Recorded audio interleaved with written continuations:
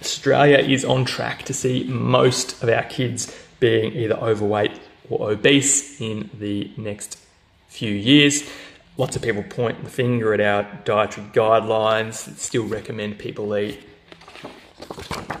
plenty of carbohydrate in their diet, recommend people choose low-fat dairy and meat options, reduce their salt intake. Plenty of people sort of point at this and say, well, this is a failed guideline and this is leading to people becoming less healthy, more overweight, more obese. What I wanted to do today is just show you what a typical daily diet looks like based on those nutritional guidelines for a school-aged kid, like between 9 and 13.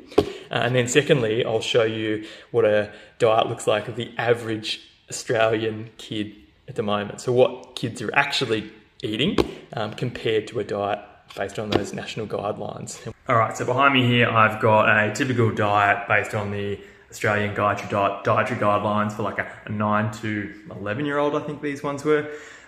So what do we got? Like, pretty standard, a bowl of cereal with some milk. Morning snack might be some yogurt and a piece of fruit. Some sort of vegetable sticks and hummus. Lunchtime, sandwich. That one there's got egg and lettuce, but maybe it could be some sort of meat and lettuce, it doesn't really matter. An apple. For dinner, maybe a bit of salad and like a pasta dish. The one I've got here might be, obviously you would cook the pasta, but this is maybe a pesto pasta with a bit of potato. Some of them have got in them maybe some chicken or some fish in that pasta meal as well. So that's sort of what a typical daily diet looks like based on the Australian Dietary Guidelines for kids between 9 and 13 years of age.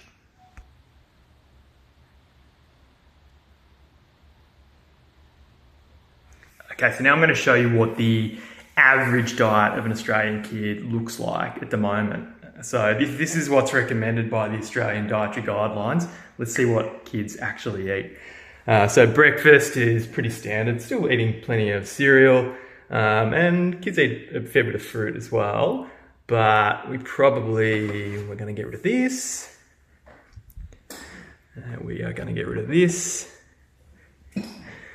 We are going to get rid of this. We can leave that, leave the sandwich. We're going to get rid of that. We're going to get rid of that. Okay. So getting rid of those things that they're not eating. So most of the food groups they don't eat the recommended minimum intake, but they add a few extra things. So what are we going to add? Okay, for drinks, instead of just having the water, we're also adding soft drink, can of Coke. We're going to add this, some barbecue shapes. We're going to add some candy, like some chocolate, something like a LCM bar. We're going to add an ice cream. We're going to add a packet of chips. We're going to add something like a roll-up. Whoa, some biscuits. There you go, some teddy bear biscuits. And a bit of cake. We've got a lamington there. So that is what the average Australian diet looks like for a kid.